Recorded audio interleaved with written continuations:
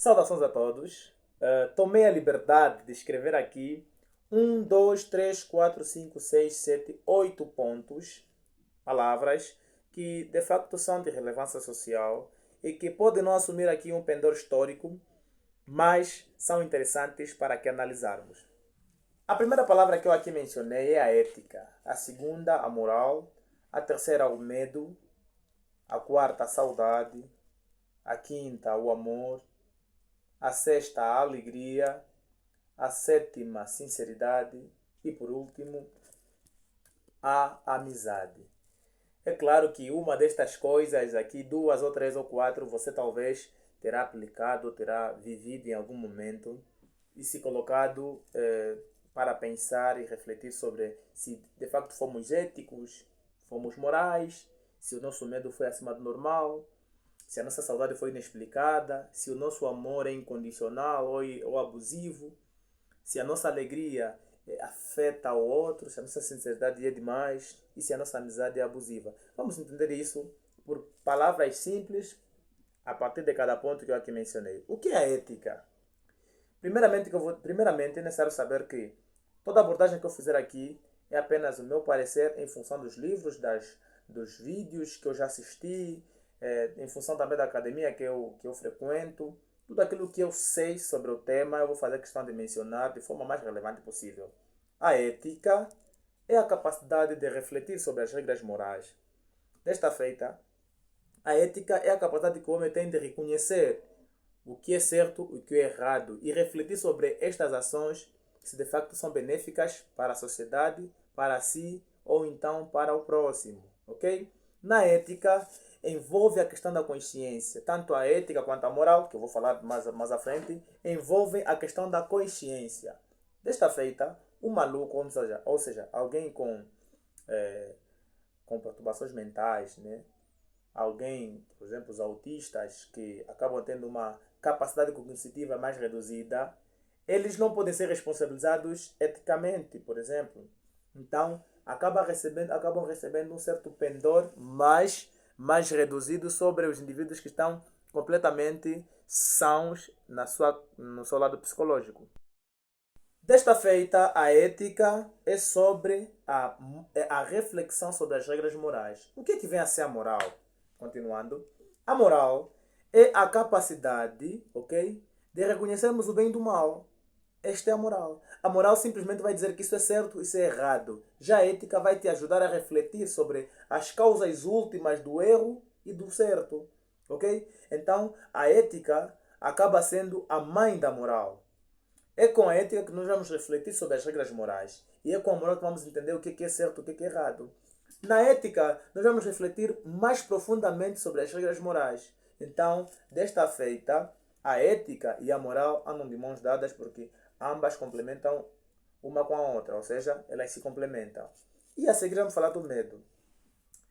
Olha, eu tive um pouquinho de dificuldade para falar sobre o medo, porque as pessoas dramatizam e diabolizam. Permitam essa expressão, diabolizar, né? Elas consideram o medo como alguma coisa perversa. O medo é uma estratégia de sobrevivência que está presente tanto nos homens quanto nos animais irracionais, nesse caso, tanto nos homens quanto nos animais. O medo é que ajuda a pessoa a ter cautela, ok? A ter prudência e chama todas essas relações claro, né? Cria uma conexão entre a ética, a moral e todos os outros privilégios que a pessoa possui a nível de consciência. Porque é com medo é o medo que vai regular as minhas atitudes em função da mensuração das consequências. Ok? O Guilherme não tem medo, o Guilherme é mau. Esquece isso. Ter medo acaba sendo um elemento de qualidade, ok, do indivíduo. Agora, que tipo de medo, que tipo de proporção de medo você deve ter para que o mesmo não possa servir como um gatilho negativo? Pois é, o tipo de medo, a maneira como você se procede em função do medo é que diz tudo. Medo de aranhas, por exemplo. Medo de animais selvagens ou insetos da aldeia, da mata e tudo o resto mais. Tudo é um medo. Este medo de insetos ou de rastejantes, cobra, largatos. Tudo bem, é um medo. Este medo te ajuda a entrar protegido sob um lugar de matos, né? Um lugar assim com cheio de capim, um lugar que não tem, não dá muita confiança, um lugar suspeito, ok? Por exemplo, eu tenho medo de me afogar, ok? Tenho medo de me afogar. Então, se a maré está muito alta, não vou lá mergulhar. Esse medo acaba sendo uma prudência, ok? Então, o medo pode ser visto de várias formas, mas quando bem proporcionado na vida da pessoa, acaba sendo uma estratégia de prudência, uma estratégia de sobrevivência que vale a pena aqui considerar como uma qualidade e não como um defeito, como muitos pensam. Saudade. É normal sentir saudade de quem não merece? Por exemplo, né? Eu vivo uma circunstância com alguém e depois alguém decide pegar as malas e viajar. Vai para um outro país, vai para uma outra província e em função do erro você sente saudades. Está certo ou está errado? Não está errado. Não está errado, porque independentemente daquilo que a pessoa fez ou não fez, os sentimentos são autônomos. Ninguém em sua consciência diz que agora vou chorar, agora vou ficar triste. Pessoa sã, ok? Uma pessoa sã. Em momento algum diz que agora vou sentir fome, agora vou sentir sono, não. Os sentimentos acontecem naturalmente com gatilho próprio e cabe a nós regular, ok? Regular os mesmos. Então a saudade não é uma coisa que a pessoa possa controlar, possa manipular, não. E atenção, muitas pessoas, sobretudo nas relações amorosas, o homem pode estar errado, ou a mulher pode estar errada, em função desse gatilho descontrolado, acaba perdoando coisas que não deviam e aí entra num relacionamento abusivo, ok? E depois a pessoa vai se perguntar em que momento falhei, em que momento eu deixei que outra pessoa passasse a linha do respeito. Então era necessário também trazer aqui estes pequenos pontos para conciliar. O amor. O amor é interessante. Nós nunca vamos ficar apáticos 100%. Sempre tem alguém que amamos. Tanto ágape, né? Tanto vou tentar ser menos técnico possível.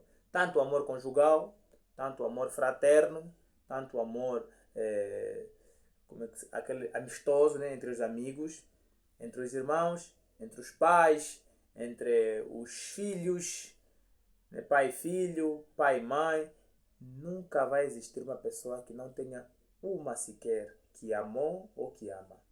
Então o amor deve ser também mensurado, porque é um sentimento que não controla, ou seja, que não dá para controlar. Desta feita, tal como a saudade, o amor deve ser medido. Como é um afeto que não depende de nós, mas depende das circunstâncias que a gente vai se colocar, ele deve ser completamente medido, deve ser proporcional, deve ser lúcido. É aquilo que os mais velhos diziam em algumas comédias que eu já assisti dos anos 80. Diziam assim: eu posso estar apaixonado, mas não estou burro. Eu estou apaixonado, mas não estou burro. Ou seja, eu gosto de ti, mas não perder a consciência, ok? Se brincares à toa, eu vou para a rua. Põe-te para a rua. Ou então eu é que vou para a rua. Então é isso. São essas questões básicas que parecem ameaças, mas não. São coisas que ajudam a colocar a linha de respeito em ordem, ok? Outro ponto, eu poderia falar mais sobre o amor, mas o nosso tempo já está sendo muito grande. Eu gosto de fazer vídeos no máximo de menos de 15 minutos para facilitar aqui os nossos telespectadores. A alegria. O que é a alegria? A alegria é aquele sentimento que, quando chega, nos traz total conforto, tanto físico quanto emocional. É bom. Todo mundo quer estar alegre, todo mundo quer notícias alegres, mas que devem ser completamente medidas, ok? Por exemplo, se a minha alegria é sobre a tristeza do outro, e é necessário aqui também trazer essa referência, acredito que os meus amigos aqui que assistem este vídeo vão dizer que nunca, mas vamos pensar bem. Nunca sentiste aquela alegriazinha de saber que o jovem, a jovem que tanto te incomoda, já não vai te incomodar mais? E se for ainda uma coisa triste, cuidado. Podemos incorrer para outras situações que não são lá muito plausíveis, ok? Por isso é que a nossa alegria tem que ser sobre coisas boas, tanto para nós quanto para o próximo. Uma alegria baseada na tristeza alheia não é alegria, é inveja. Ok? E a inveja não é bom. A inveja é ficar triste quando o outro tem, ficar alegre quando o outro não tem. Não tem alegria, não tem paz, não tem saúde, você fica alegre. E essa alegria não é a alegria que eu menciono aqui. A alegria que eu menciono aqui é aquela alegria natural, que é por notícias boas, tanto minhas quanto do próximo. Aí sim, esta alegria são plausíveis e são alegrias que devemos colocar aqui como referência para quaisquer situações que o indivíduo deve passar. Sinceridade. Quem já pediu para ser sincero? Seja sincero comigo, por favor. A sinceridade é um gatilho, é uma arma poderosa e que deve ser também medida. Se você entender bem de tudo que nós falamos aqui, tudo deve ser mensurado. São sentimentos que nós não controlamos. Então devemos mensurar para que nós não caiamos nos erros. Por exemplo, é necessário ter pessoas sinceras. Se eu disser que a sinceridade não é importante, estaria a ser mentiroso. A sinceridade é importante. É um ponto necessário para trazer aqui também, porque um indivíduo sincero é um indivíduo capaz de conseguir colocar as coisas no seu devido eixo. Sem querer ferir-te, meu amado colega, eu entendi que as nossas conversas têm sido bastante superficiais e nesta fase da minha vida eu tendo buscar mais assuntos que tenham impacto sobre a aprendizagem, sobre enriquecimento pessoal e tudo o resto mais. Não é que você seja uma pessoa ruim, mas não és a pessoa que eu quero no momento da minha vida, neste momento. Tipo, quando eu falei momento duas vezes, pode justificar alguma coisa, é triste, é difícil, mas é necessário. Porque quando você usa a sinceridade corretamente, você coloca as coisas nos seus devidos carris. E claro, não tem como as coisas não darem certo. Uma sinceridade na dose certa é como se fosse o sal na comida. Entra meio discreto, mas é sempre importante para qualquer e qualquer refeição. Amizade. Um bom amigo para a tarde de domingo. Um bom amigo para sexta-feira à noite e ver um jogo. Um bom amigo para ligar e falar dos dilemas. Um bom amigo para festejar uma conquista pessoal, uma conquista profissional, coletiva. Um amigo faz toda a diferença. Eu costumo dizer assim, não existem circunstâncias para amigos, ok? Um amigo, no tempo que eu tinha, os 14 anos e frequentava talvez a nona classe ou a oitava. Este foi o meu melhor amigo e não houve nada de errado. Eu passei para a nona classe, encontrei um outro amigo e aí fizemos também grandes momentos. É assim, nenhum amigo vai para sempre. Não importa onde ele esteja, mencionando aqui a música do professor Brandão, lá no Ferraz Bomboco 2015, não importa onde estás, o sol é sempre igual. Não importa se é lembrança ou algo que virá. Sempre serás um amigo, alguém para contar. Um amigo de verdade pode ficar 10, 11 anos sem se falar contigo. Na primeira ligação ele vai te lembrar de ti. Claro, se não se lembrar, pode fazer questão de lembrá-lo. Mas ele não vai dizer assim, nunca mais falaste comigo, desliga o telefone. Não. Oi, meu grande amigo, como se passa? Como está? O que é que se passa? O que é que eu posso ajudar? Onde anda? Como está a tua vida? A amizade deve ser criada nesses alicerces e assim solidificadas com o tempo. A amizade não precisa ser para sempre. Ok? A amizade pode ser também circunstancial. É o que eu mencionei há pouco. Desde que o seu desapego, o seu afastamento não seja litigioso, não seja por motivos de conflitos. Ok?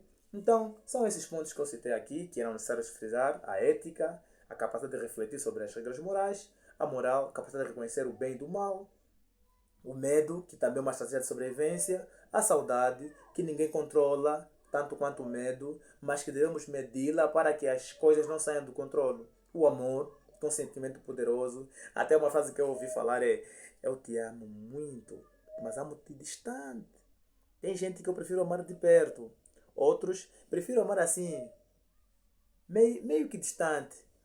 Outros ainda prefiro amar muito longe. Eu gosto de te amar, você em Luanda, eu em Benguela, assim estamos a nos amar.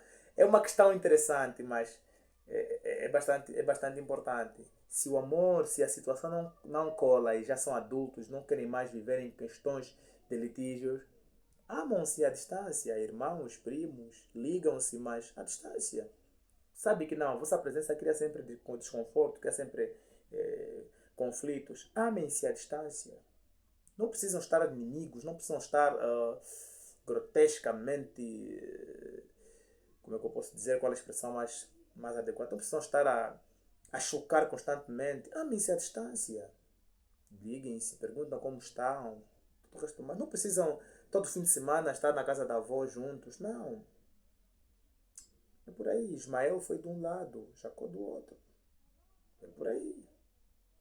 Ok? Pois é. Também falei da alegria. A alegria tem que ser algo positivo da tua parte ou da parte do próximo. Ao contrário disso, vai se considerar inveja. Porque a inveja é ficar triste quando o outro, não, quando o outro tem e alegre quando o outro não tem. Então, essa alegria provocada pela tristeza do outro não é alegria, é inveja. Então, cuidado com a nossa alegria. Se a nossa alegria é motivada pela desgraça do outro, então não é alegria, é inveja, ok? Sinceridade. Uma dose de sinceridade é como sal na comida. Passa despercebido, mas é sempre muito importante. A amizade. Um amigo é uma nostalgia, porque imagina, o mundo já é difícil, imagina ser um amigo. O mundo é muito difícil. Imagina passar este mundo sem um amigo. Sem alguém para ligar e falar de coisas interessantes e coisas não interessantes. Sem alguém para desabafar, para assistir a um jogo juntos. Ok? Esses pontos são todos bem interessantes, que eu coloco como um dos pontos, um dos vídeos que não fala diretamente história, mas é interessante deixar aqui no nosso canal. Você que quer ouvir um pouco sobre ética, moral, saudade, amor, alegria, tudo o resto mais. Bem, valeu, muito obrigado a todos e se cuidem, nós estamos juntos.